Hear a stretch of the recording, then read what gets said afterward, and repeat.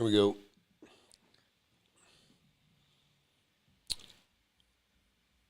Hey, Tom here, FlipAnythingUSA.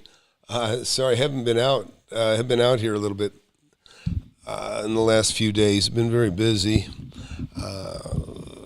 and weather kind of slowed things down a bit today.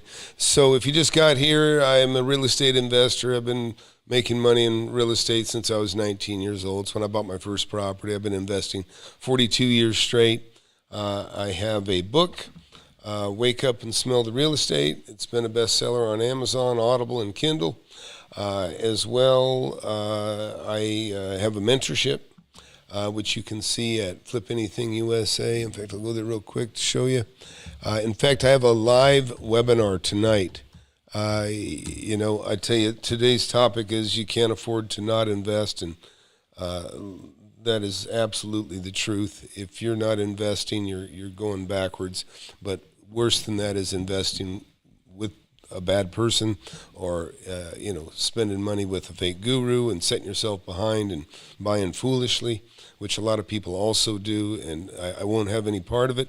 I have people in my class that have given anywhere from $10,000 to $30,000 to fake gurus, and they quickly realized they were duped. They were gullible.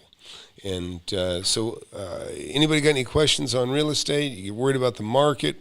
You should never stop investing. You can take a break and and get a hold of things as they change. Interest rates going up, property values are going down. I've been critical of this sub-2 stuff that's been, that I've seen. I guess Pace Morby's kind of the main guy on that. Maybe Jerry Horton too. They seem Norton. Norton? Yeah. They pal around a little bit, I guess. I got Chris here with me. He's also a student, and he's already made, several $100,000, maybe $500,000 now. And, you do your due diligence, and it'll pay off. So I see Barry's in the crowd, and he has a book called Don't Wake Up, Don't Smell the Real Estate. Nice title. Anyways, always good to see Barry in here for no real good reason. got comic Russ relief. Here. Got Russ here too. What's that? Hey Russ, how's it going? Oh, Russ is here. Russ is also another rock star in the class. Real estate agent, but a broker, and he actually got into the mentorship to kind of get more keenly in tune with commercial real estate, which is something I do a lot of.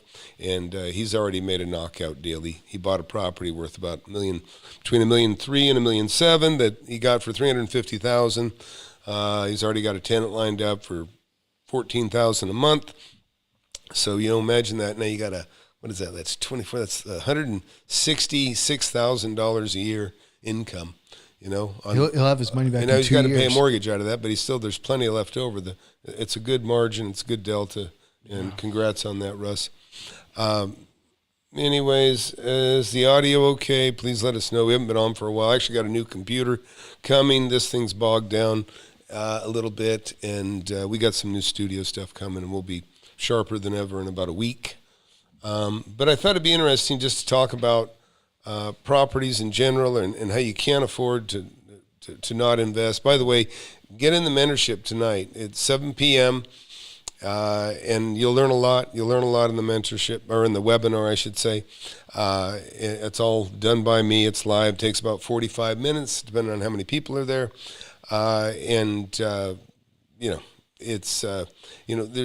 There's a lot of fake guru crap out there. There's people teaching or claiming to teach. They don't know what they're doing. It's very easy to see through fakes. It's just like if you had somebody that was really a great software engineer, he could quickly tell you if somebody knew what they were talking about or not, because they understand what they're doing. And likewise, it's real easy for me to identify fakes out there, and 95% of them are. And a lot of bad advice, and there's nothing worse than a young man, putting his trust in somebody that claims to know more than they do, and and squandering his seed capital and going nowhere. Or even worse, there's people that try to encourage you to take, like Grant Cardone, Chris Crone. They want you to take the income, the equity out of your home, and or sell your home, sell your house. That's one of Grant's famous words. Even though he made a pile of money on his house, he tells people to do the exact opposite: invest with him, and make a measly amount of money compared to what you could make for yourself. So you got to understand, I made my money in investing in real estate. So I tell people no all the time that want to get in the mentorship. If I don't think you have enough money to begin, or maybe you just got the wrong attitude, I'll tell you right off. But I look for people that are 30, 40, 50 years old that have common sense, that realize, hey, I ain't got enough to retire and put my kids through school. Those are the guys I want to help, number one, and I've helped a bunch of them. Audio's perfect. Thanks, Barry. Appreciate that. Hey, please hit that subscribe button, hit that like button. But if you get a chance, go into the mentorship, or the webinar tonight, and we can talk about that a little bit if anybody wants to. What are your concerns? What do you Barry, are you worried about anything? Or is your mom going to take care of you forever? Kidding. He talked a lot about his mom before. Okay. Anybody? I mean, what are your concerns? Russ actually is a good person to ask too. Russ is a successful agent and broker. He's in the class, like I said. I was just describing one of his latest deals, and he sees the markets speed up and slow down, and the different things that the market does, depending on what's going on with the interest rate. And I'm starting to see a handful more. Like I'm definitely seeing more foreclosures come to auction.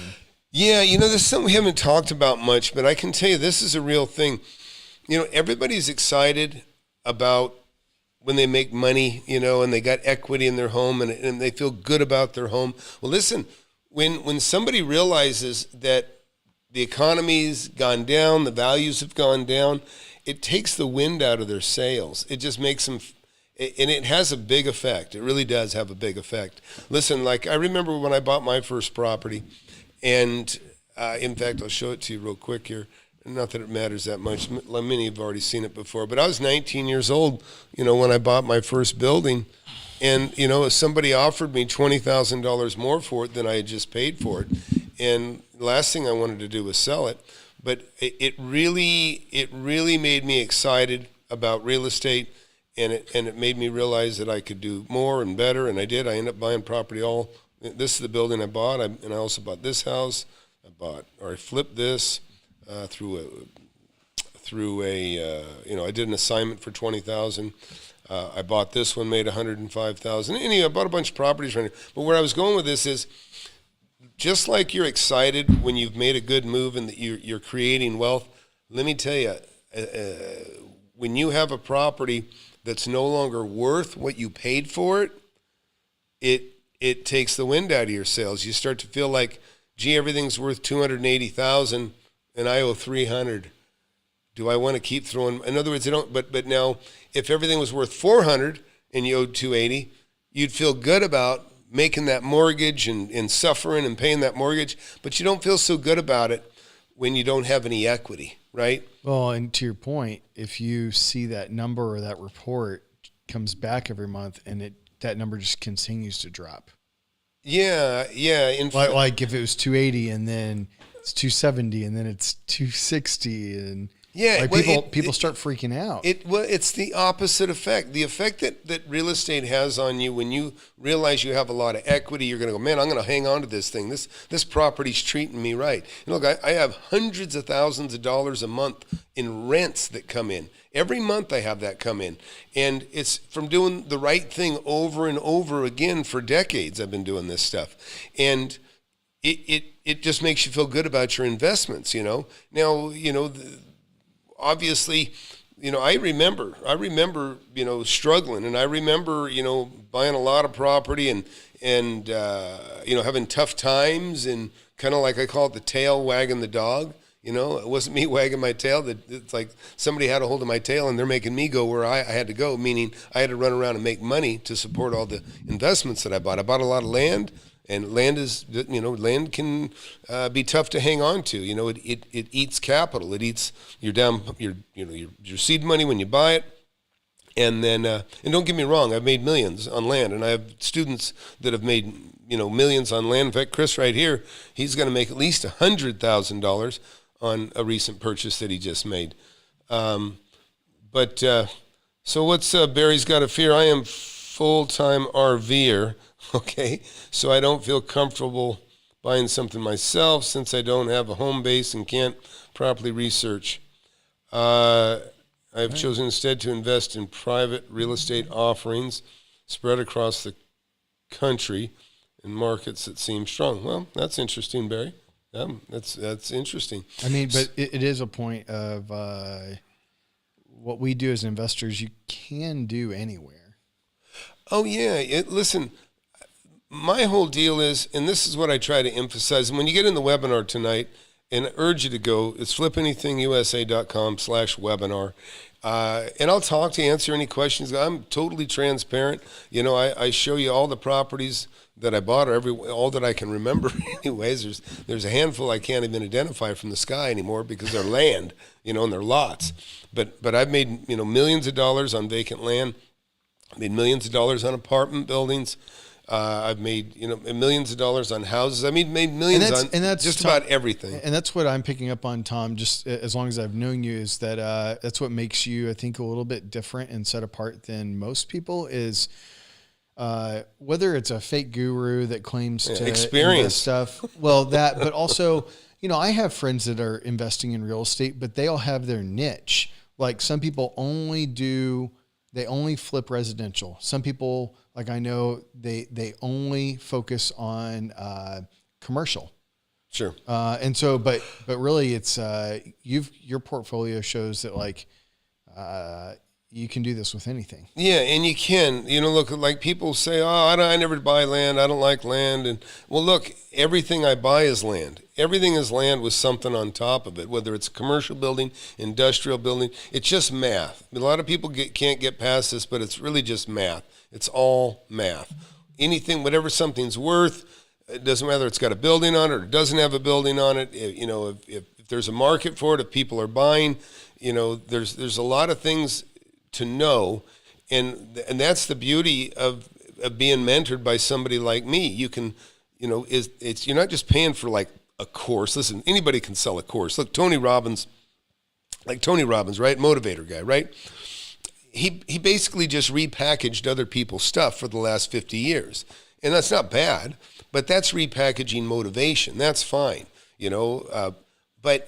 and you can repackage stuff that people have put down as far as real estate courses go. But guess what? That will only take you so far. You're going to have questions. You're going to have situations, and that these guys that sell this stuff don't even know the answers to it. But you have to have been there and lived it and done it. Otherwise you'd have to write a book so thick that nobody ever want to read it because it is too much.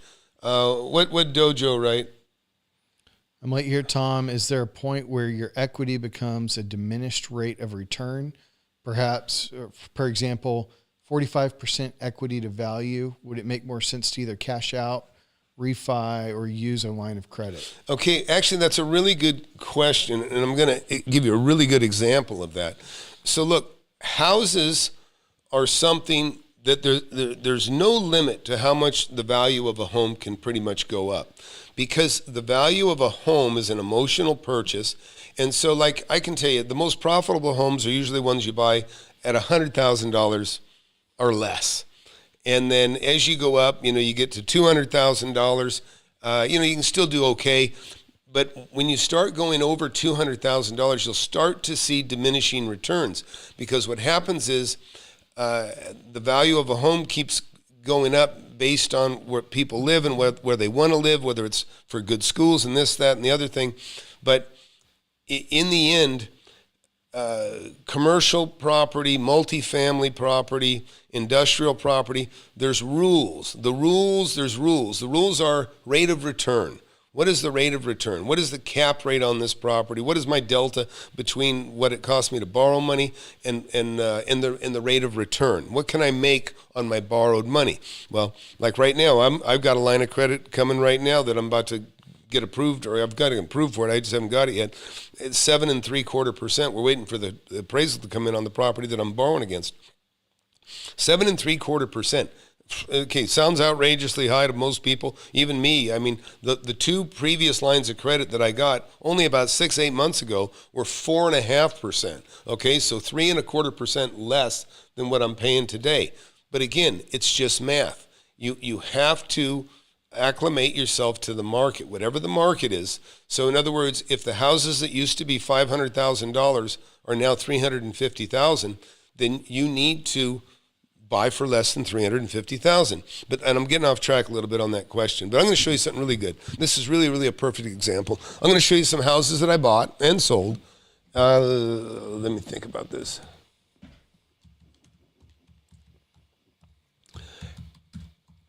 Okay, so most people, including myself at times, I love office, I love commercial property, I love all that kind of stuff. So I'm going to take you into a neighborhood where I own a lot of property. Okay, so look here. Here's a property I bought. Okay. In this snapshot you see right here, except Chris is in the way a little bit, but here, I'll fix that. Kick me out if you need No, that's okay. So I'll shrink you a little bit maybe if I can. It doesn't matter. Anyways, so look, this is a restaurant. You see my cursor? I bought this restaurant, and I own offices on this property. I own this building right here. This is a 20,000 square foot. I call it a flex space. It's industrial. I don't know if we can see your cursor. Oh, actually, I take it back. I've got a little bit of lag time here. All right. Well, we'll see where the little glove is.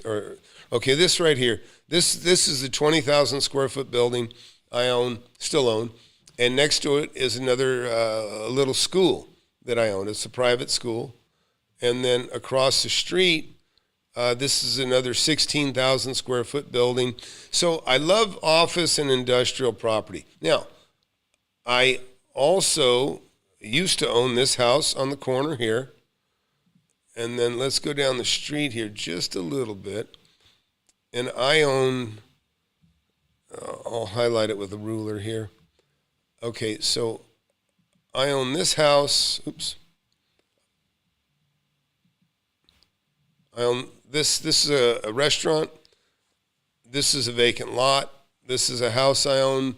This is another house I own. This is another house I own. And then, like I say, you go down the street. I own this. I still own this building, and there's a reason I'm showing you this. And then this is another school that I own here, and this is another property I own. I own a bunch of other property that isn't in this picture, but is just down the street. So when I make a lot of money. I make a lot of money on these places. They rent for some of these buildings bring in $27,000 a month. Just a single tenant.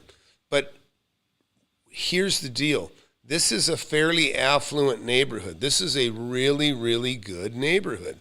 And so even though, and I'll show you, also in this same snapshot, now that I made it a little bigger, I bought this house, still own this house. I bought the house next door to that one. I own the house next door to that one. I own this house. I own this corner right here. And so you can see there's 1, 2, 3, 4, 5, 6. I own this house too. And here's where I'm going with this. The commercial property is ideal, right? This is a beautiful building I built. These are all, people go there, go to work. Companies, it's a great place for employees. It's kind of a central area to a lot of places. Well, these houses, I intended to turn these houses into commercial property because, and I'll get rid of the ruler here. So, because look, it's got 5 lanes of traffic, right? It's got 2 going each way, and then it's got a center lane to turn around. Now let's go to the street and take a look at it. And I'm getting to your question, Dojo. So I want you to understand. He was talking about is there a point where equity becomes diminished? Big time. So, in fact, I built that fence right there too. I built it. I paid people to build it. Anyways, so, but this is a good example. Hey, Jermone. This house here is next to a lot, which is next to a restaurant that I own. So this is what happened in this neighborhood. These properties, because this is an affluent and really good area, this property was, even though I bought this house and a couple other houses on this stretch with the intention of turning them into commercial or offices, doctors' offices, that's kind of what I wanted. It's a great front street, great area. Well, the houses became so valuable residentially that the residential values exceeded the commercial. So here, this house, I sold this house for, okay, check this out. I sold this house for $500 a square foot. I think this house was 1,100 square feet. Really? I sold it for 500 and maybe I sold it for $635. Maybe I sold this for $600 a square foot. So look, the properties across the street. Here's a beautiful building. This beautiful building you see right here, it's not worth $500 a square foot because this has to pencil as a commercial rental. The rents on this are probably $24 a year, depending on what part of the country you're from, you'll use the terminology $24,000 a year or $2 a foot per month. So $2 a foot per month, triple net, they probably pay the taxes, insurance on top of that. Over here, you're paying double for the same amount of space, not as a rental. See, as a rental, I'm only going to get maybe $2,000 a month out of this. But as a sale, I'm going to sell this thing for $500-$600 a foot, and I did sell it for that much. That's why it no longer made sense if I converted this into a commercial property. You follow me, Dojo? If I converted this into a commercial property, I would be competing with this guy to sell it for, or to rent it for $2 a square foot. If I'm lucky, I'd get that over there. And that's all he's going to get for this because that's the market. In other words, that's all you're going to get for commercial property in this area.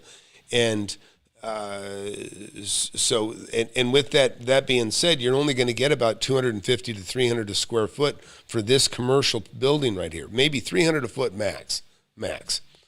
But across the street, for a house that goes back into the 70s, I'm going to get twice as much per foot. I'm going to get $500-$600 a foot.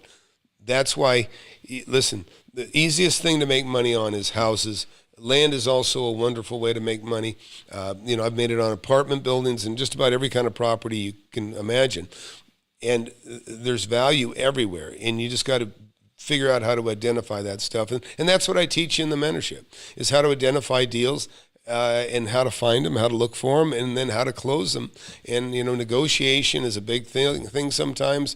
There's other things, intricacies that come in and that you got to understand, and you got to know how to talk. And it's nice to have somebody like me that's a phone call or a text away to say, hey, look, let's do this, or let's do this, and go through. Did I make a good, does that answer you? He did. Dojo? Yeah, he said, I'm following you. Amazing Okay. how real estate is one of the truest forms of creative thought and entrepreneurship. I'm good. I'm glad. Yeah. So again, when I bought this house, I paid $120,000 for this house, and it was renting for $1,000 a month when I bought it. When I sold this house, I was only getting like maybe $1,400 a month, Wow. and I sold it for $635,000. It's incredible. Yeah, but see, you can afford. People will pay to be in a safe neighborhood, have their kids go to a good school. You can't.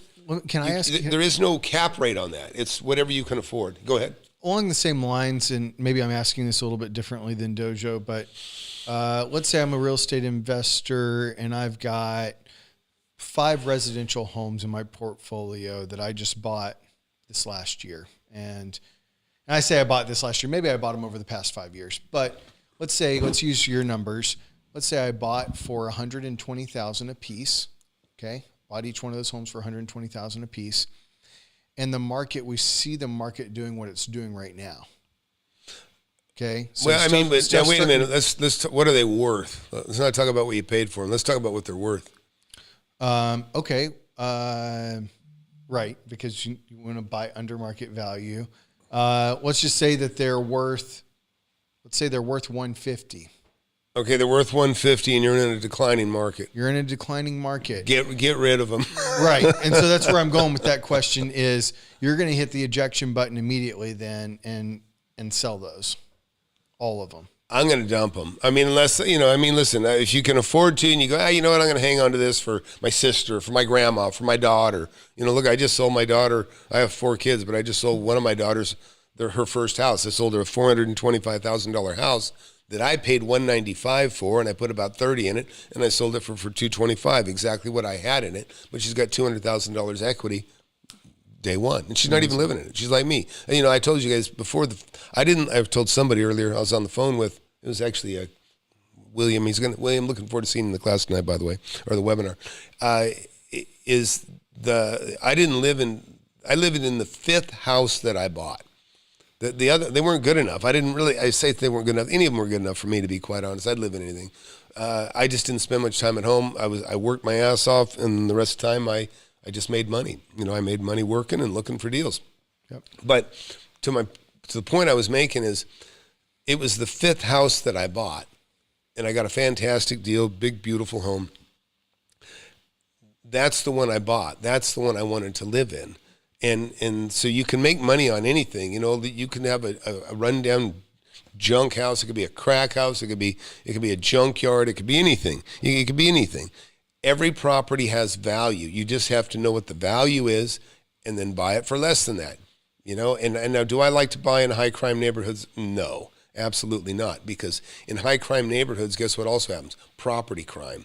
If you've ever had a house, windows busted out or graffiti, or, I had kids, just pretty decent little kids that were not bad kids, but they were curious kids. They went into one of my houses while I was fixing it up, and they dipped a broom in a 5-gallon bucket of paint and sloshed it all over the walls, destroyed the texture that I just spent quite a bit of money on fixing up. And a lot of cleanup, lost a lot of time, cost me a couple grand, and that's back in the 80s. So Dojo wrote, you said houses are the simplest in terms of opportunities to flip. Does that include townhouses and condos? Listen, Dojo, it doesn't really matter. I would say more and more they're townhouses and condos. They never cared. As a retail investment, condos in the past have never been really great. I don't care for them. Yeah. Well, I mean, it's because you share a wall. You got homeowners association fees. Yeah. Now, it's not it doesn't matter. It just depends on what it's worth. If a condo, look, we got condos in this neighborhood that are worth $2.5 million, and $2.5 million. If you can buy a $2.5 million condo for $2 million, do it and sell it right away. Yeah. But it doesn't matter. It's just about value. Now, if you're going to be more of a consumer grade investor, then look, most people buy the property, live in it for 30, 40 years, die, or move somewhere else when they go to retire, cut their overhead, live cheaper, go live with their kids. That sort of thing happens. If you're trying to make those margins work, where you have to do a rehab on the property and all that kind of stuff, I stay away from townhomes and condos for that reason of it just feels like too many people are watching and breathing down your neck and asking questions. And yeah, listen, I've been spoiled. I've pretty much lived in a park my whole adult life. I have a very nice large property that I live on, and my kids pee in the front yard. It's like being in the park, or not a park, but a forest. You know what I mean? Outdoors. It's quite nice. And that's my style. So, but some people, they want to walk outdoors and walk 100 feet to a bar. And if you live in a downtown area that has the apartments and all the Sure. the nightlife nearby, you can enjoy yourself. And I do like vacationing like that. I do. I like walkability is a big thing. Which, if you guys don't know what walkability is, look that up. because that's a big thing and it's an important thing when you're going to buy property. I look for walkability. I think there's even like a walkability score, right? There is. They have walkability scores, and when you see that, if you don't know what it is, what they're talking about is how convenient is it to go somewhere or get somewhere. Can you walk to a grocery store? Can you walk to a park? Yeah. And those are all very important things to consider. And they're important things because they're amenities to whoever buys that house. So look, other things to the sub 2 stuff, I'm going to keep bashing it. I don't like it. I think, Pace Morby was talking about and I'm paraphrasing, but it's the perfect convergence because, real estate values are going down, interest rates are going up. There's some great opportunities but it's not in buying a declining property. Let that thing flop and fall and come pick it up for peanuts. But the problem, what I don't like about what Pace Morby was professing there is, and I'm not saying anything bad about Pace, but the problem is when you tell people, oh, this is perfect, you can buy a property and don't worry about equity. You don't need equity. Values are declining. Don't worry about that because you're going to, assume the note and you can, you got this low interest rate in place and you can make the delta between, the payment and the rent. The problem is that when pretty soon when that property's way upside down, in fact, you know what? Why don't you look up that Pace Morby video that I made on your computer? Okay. You know why? I'll tell you what I want to do. I want to go look at the property that he was looking at. It was a terrible deal. I called it out as being he said it was a good deal. I said it was a terrible deal. In fact, Jerry Norton commented on there. He thought he was kind of razzing me about me commenting on making the video they made.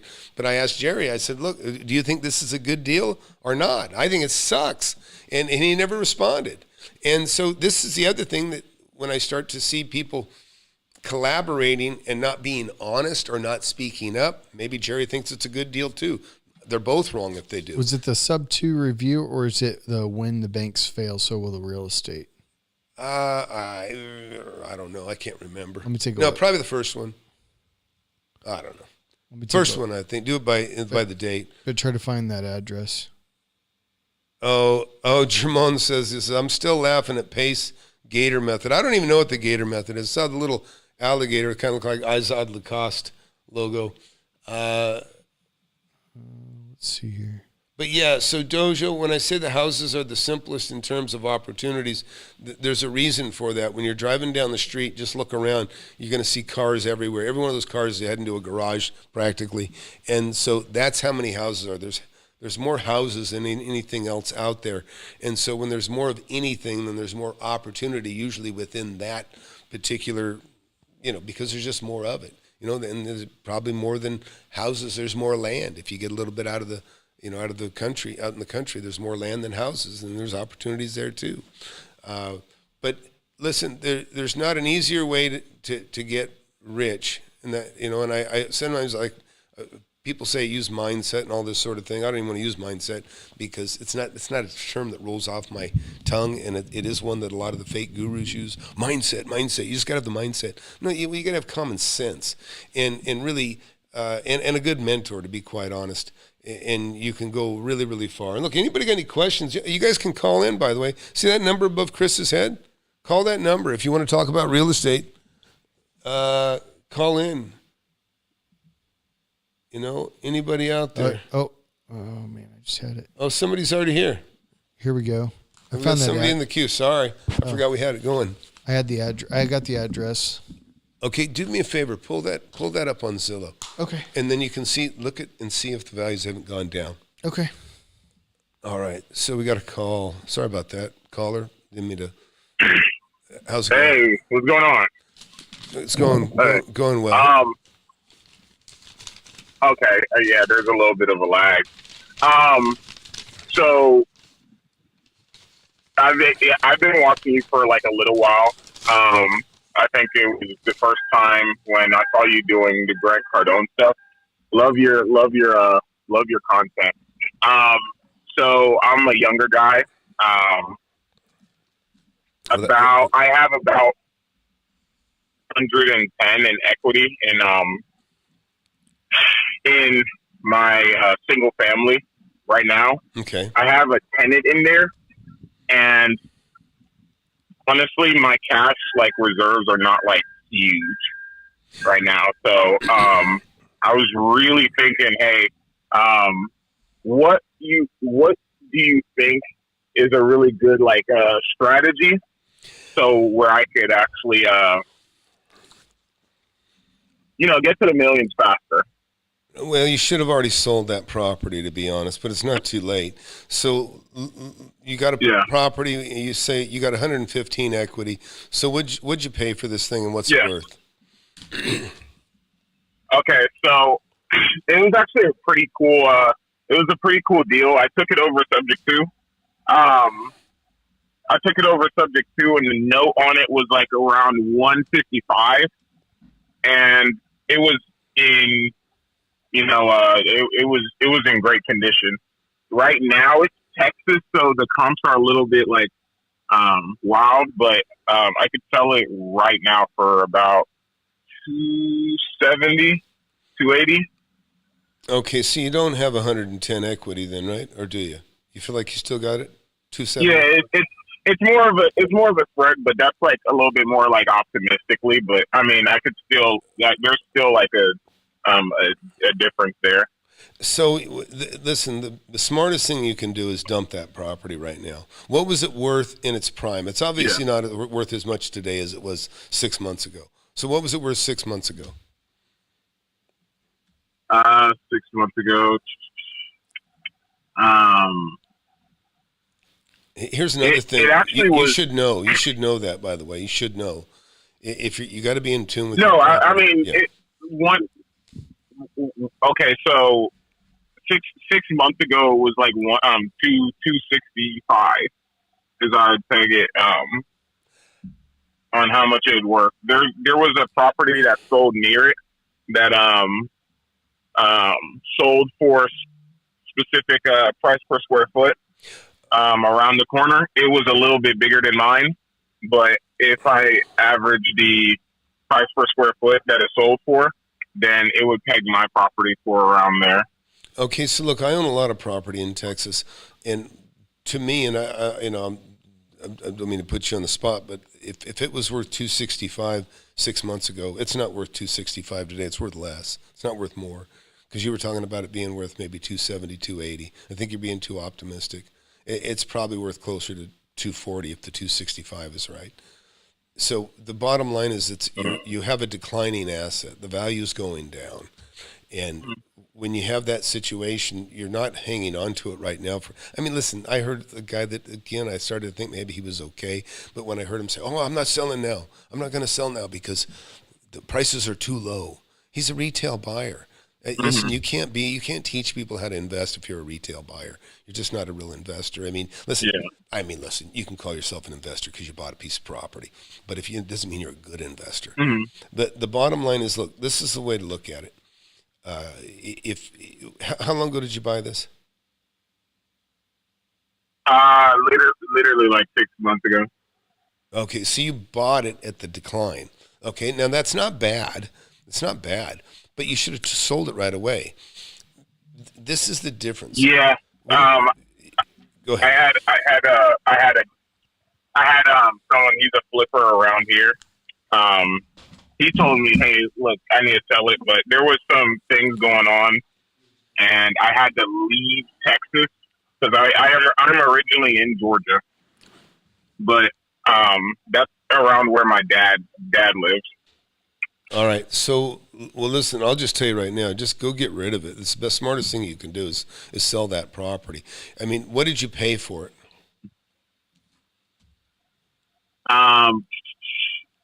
So the note was at like 150, and I paid the wholesaler and the owner about 20 grand out of pocket.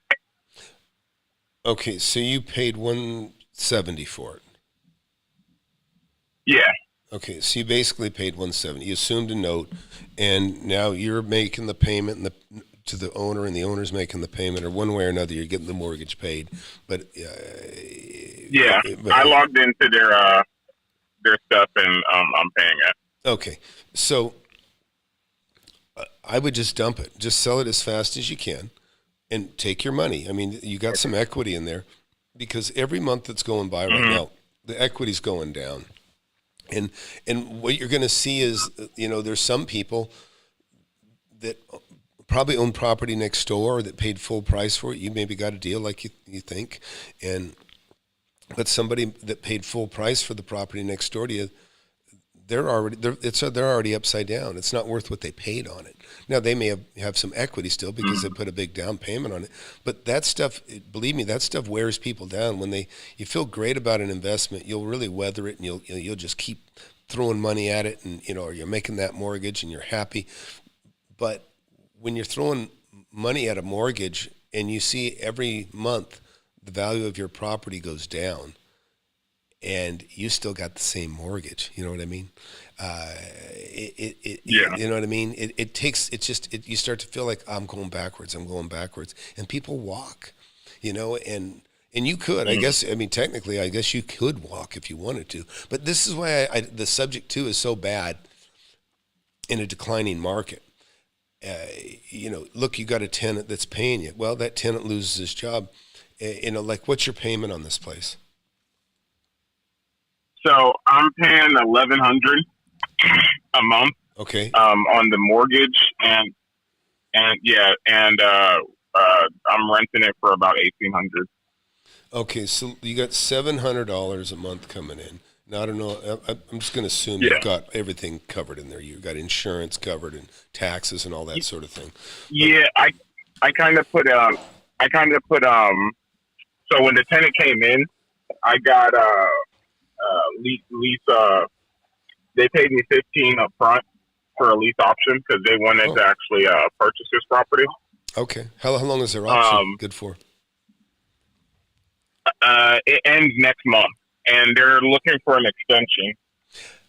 Well, I would just put it up for sale as quick as you can, because here's the deal. You're making $700 a month, but you put $20,000 out to make $700 a month.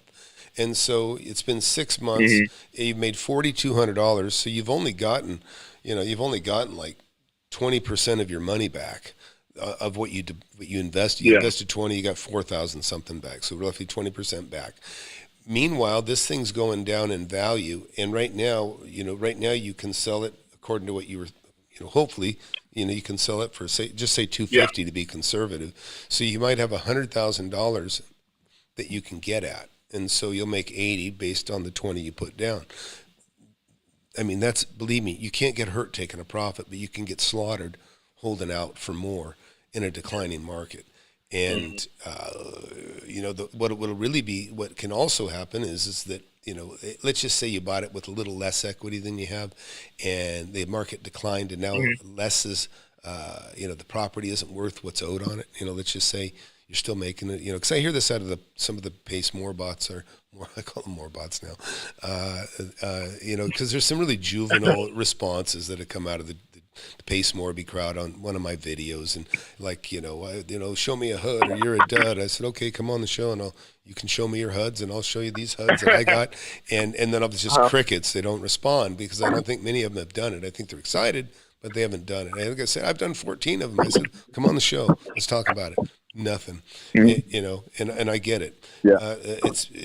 We've got a young, enthusiastic crowd, and to be honest, but I'd be embarrassed if those were my students because of the stupid stuff coming out of them, what they talked about. But the main thing, what I want to talk to you about is sell that place, man. Get rid of it. Get your money. If you took 20 grand, if you take 20 grand and you can turn it into 100, that's a knockout. You can't get hurt taking a profit. So, anyways. I'm not trying to kind of monopolize this stuff, but I also want to, I think you were probably one of the only people I saw on YouTube actually talk about, flipping strip centers, and bigger properties. A lot of people, I guess, right now are scared of office buildings. But that's some things that, I'm actively marketing to right now, but I have yet to actually, do a commercial deal. So that's some stuff Get your property sold and get in my mentorship. Go to the webinar tonight. You'll see me and other people, and you'll talk live, and I'll show you. I mean, listen, I started with nothing, 19 years old. By the time I was 27, this is in the 80s. I made my first million in the 80s. It's like making $3 million now. And it's just there's just a lot to know, and there's a lot, and I've seen a lot, and a lot of people haven't seen a downcline, haven't seen a savings and loan crisis crash. I have. I've seen buildings that sold for 1.2 million, then 750, then down to 550, then down to 340. That's when I came in and bought that particular building. I've seen fourplexes sell for $28,000, that are worth $700,000-800,000 now, and those things happen. But people can't believe how low prices can go because they've never seen it, but I have. And people also can't believe how high interest rates can be, but I can because I've seen it. My first loan is higher than the rates are right now, my first loans.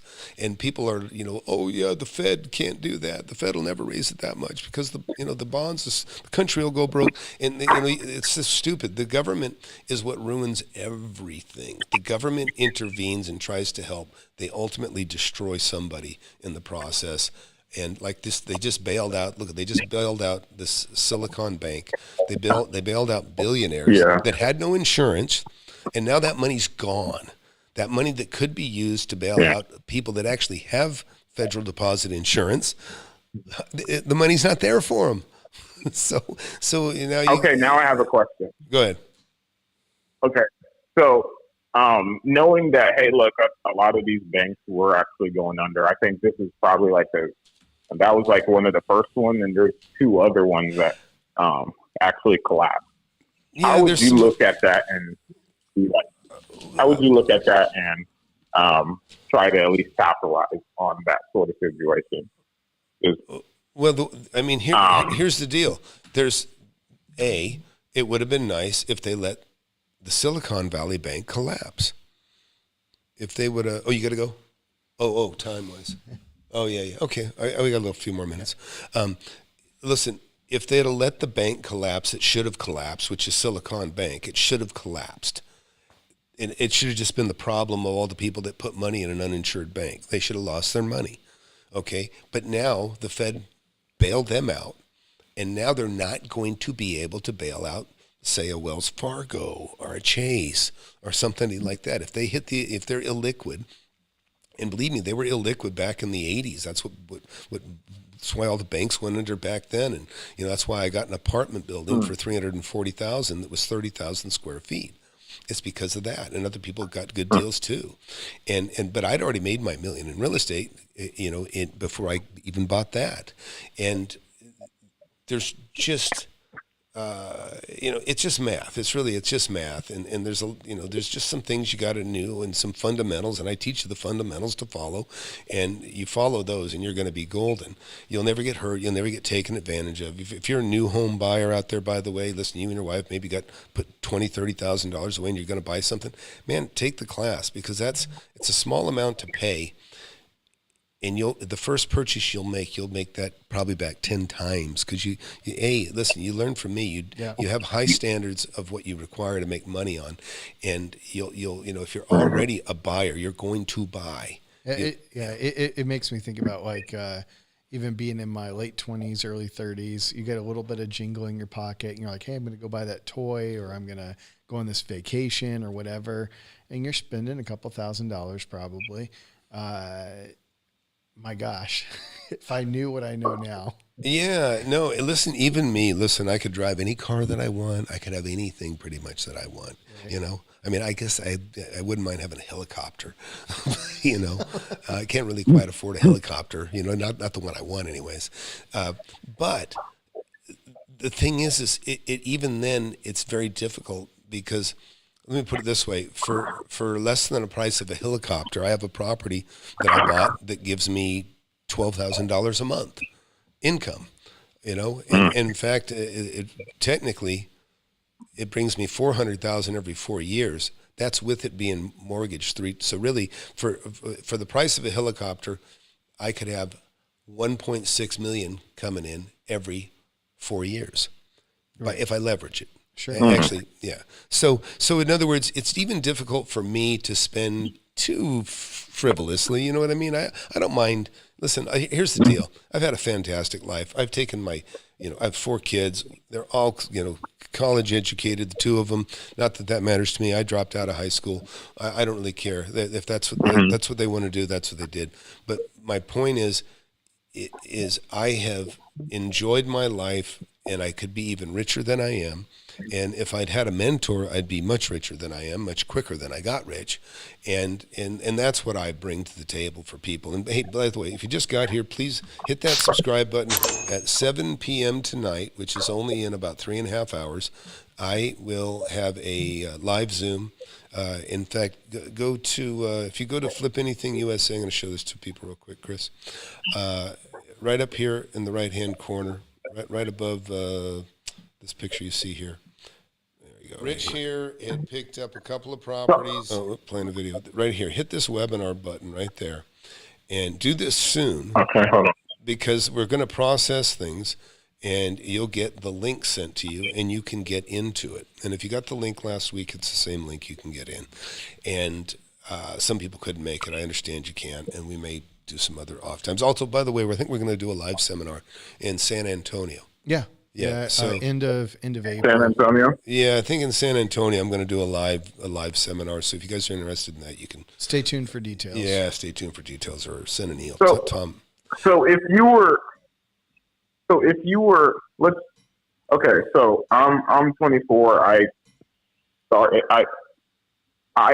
started when I was like, I guess 20. I got my deal. I was doing wholesale deals. But if you were going to go all the way back, would you ever raise money? Like, what are your thoughts on actually raising money for maybe a flip or? Yeah, look, listen. Here's the deal. First of all, I'd start correcting the mistakes that I made. And I've just corrected yours. You should have sold that property. You shouldn't hang on to it.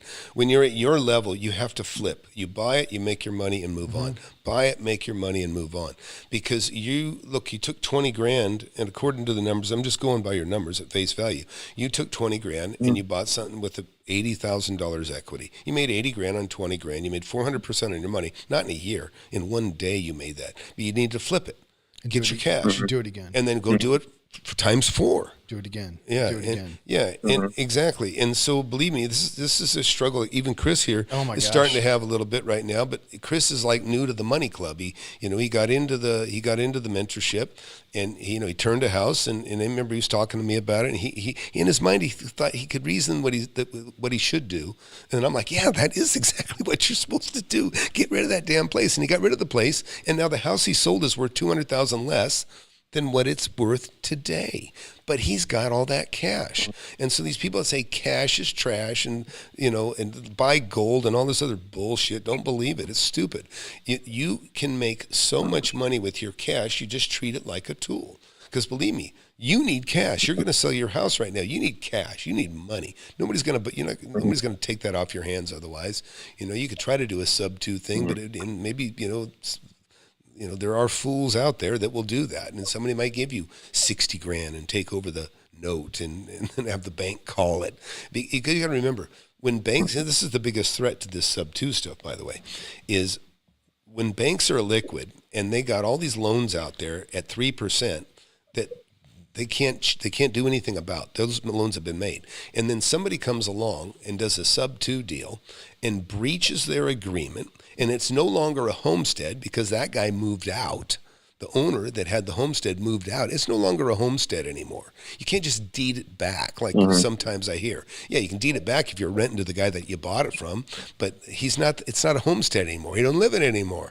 So you're giving the bank the most perfect opportunity to get out of this shitty loan that they got into at 3%, because that's why everybody's pulling their money out of the banks, by the way, is because they can make more than 3% on their money, or more than 1% what the bank pays. And that's why the banks dries out. They're like, oh shit, we're stuck. We borrowed the money that we had, we bought bonds with, long-term bonds, are stuck with. That's what's going on right now. Or back in the 80s, they loaned money out that they couldn't retrieve, and then loans started going down, and property. So it's going to be a big cluster, and the fact that the government just bailed out a bank that shouldn't have been bailed out, and now as things go down and interest rates go up, the values are going down, and more people they're gonna just take. It's just that's the way I put it. It takes the wind out of their sails. They're like, ugh. Great. I was worth $100,000 last year, and now I'm worth -20. It's depressing. It's depressing. I've never been in that position, but it's depressing. But back to you. You're young. I just told you the secret. Flip until you got more cash in your hands. Then when as long as you always have some money, like right now, I got roughly 185,000 square foot of rentals. Maybe I have just a tiny bit less than that right now, but I would also keep about 20,000 or 30,000 square feet of houses that I would be turning. I'd buy, sometimes I let a house sit for a year, empty for a year, because I pay a little lower capital gains, or maybe I want to have 3 together and sell them together and defer them all at once. Because you can make a lot of money on a house the way you did. You've already done it. You made 80,000 on a house with 20 grand. That's a fantastic deal. That's kind of my rule. I make a large chunk of money on every house that I buy. That's got to be your rule. If you hold on to it, you might be holding on to it, waiting for values to go down, which is what's happening to you right now. So, but that's it. And you don't have to think about it very much. Why on earth? Let's just do the math on what you did. You're holding on to an asset that you had $100,000 equity for $700 a month profit. So 7 times 12, 8,400. You're making 8.4% on your $100,000 equity, which is a terrible return when you could have just had all the cash. So, hey, I got to go. We're going to have to call it quits here, but I appreciate the call. Appreciate it. Jump in the webinar tonight. Yeah, get in the webinar tonight. Anybody watching, get in the webinar tonight. I signed up. Okay, great. I've got and those of you just got here, let's just real quick here, go to FlipAnythingUSA.com, and you will see, you can check out the people that have been in the class that have done extremely well. And, when I say extremely well, that could be 10 grand on up to $1 million plus. We got one individual that's made over 3 million. He's got 4-something million in real estate, and he's got less than $1 million in debt. And actually up here we got Rich actually, he's made about $1.4 million, it looks like, or maybe a little more. And all these guys, these are real stories, real people just like you and me. Here's an old guy like me. Ken, he's like me. And he made 600,000 at this point, but he's made over $1 million now. And he was afraid of commercial property at first. And now he loves it. And that's what he came to me for, and that's what he knows now. And and listen, I know houses, land, everything. I've done it all. This guy's made over $1 million too. There's Chris. He's done real well. Liam's made over 550,000. Steve here's made over $1 million. He owns that garage that you see behind him. He's a talented mechanic and businessman. So, hey, I'm going to let you go. I'll see you in the I'll see you in the webinar later tonight. Okay, bud? But I got to run. Appreciate it. Thank you. I got to go. Yeah. All right, bye. All right. So, hey, those of you just watching, please go to the webinar tonight. And, any question you want. And like I said, we'll be going live here probably, meaning in person. I'll do something, I think, in San Antonio. May start crisscrossing the country before long. If you don't have the book, get the book. Wake Up and Smell the Real Estate. Been a bestseller. Amazon, Audible, Kindle. It's a great way to get started for $10-20. It'll give you an idea of what I do and how I make money, and there's just so much more to it, But so anything else, Chris, you can think of? No, best time spent would be to get in the webinar tonight. Best money spent would be to join our mentorship and join the club. Yeah, it really is. It really is an awesome thing. In fact, real quick here, I'll show you guys just a quick sneak peek on something here.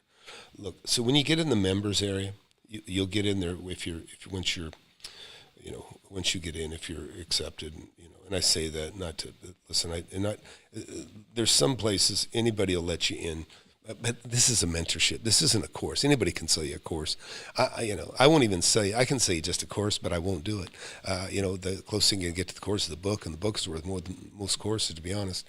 But right here, the gold is in here. These are there's 350 hours now of mentoring and experiences of other students, and you're going to see people all over the world that have done things that you can do in your area, and you'll see from their successes, and you can emulate that, and it's everybody's kind of emulating my success, and it's a wonderful thing seeing things go so well for so many people now. Guys that are 40, 50 years old, all of a sudden they have $100,000 in their hands, and that's more than they've been able to save in the last 20 years. And this is money on top of whatever they had previously, and even much more than that. But these are live meetings here. You're gonna have access to this stuff. I've got hundreds of meetings now, and when you look at these, let me see here. Go to the meeting archives.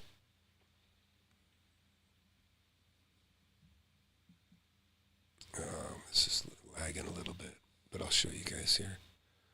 Just be patient. Why is it taking so long?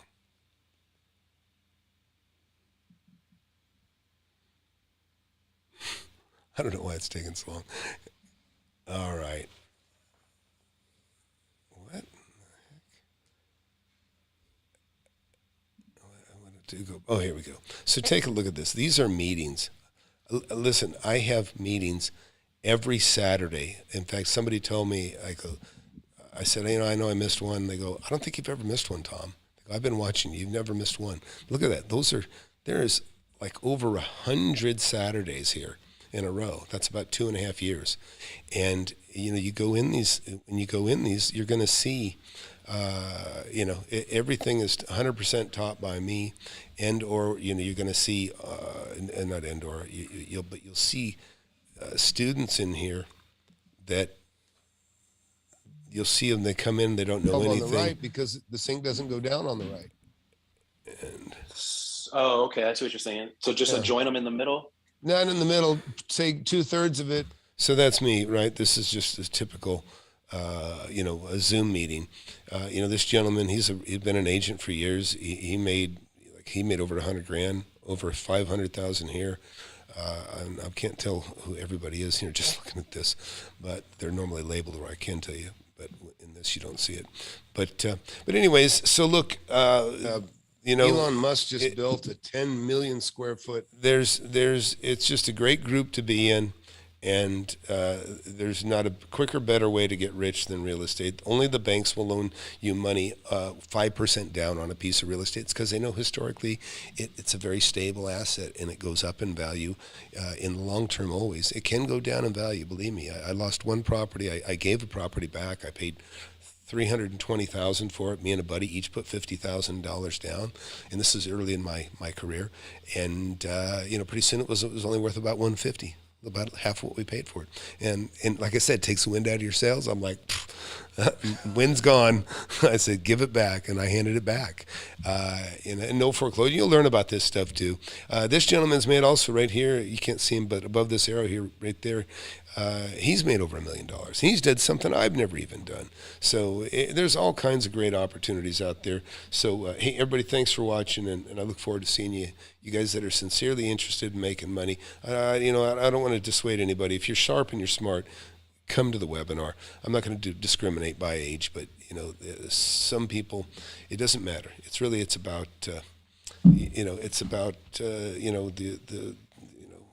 what you got in here. If you're serious enough, if I was raised poor, so I knew I never wanted to be poor again, and so I've been very, very driven. And it was a combination of being poor, being very driven, and finding the opportunities that I found very early at 19 in real estate that have kept me motivated.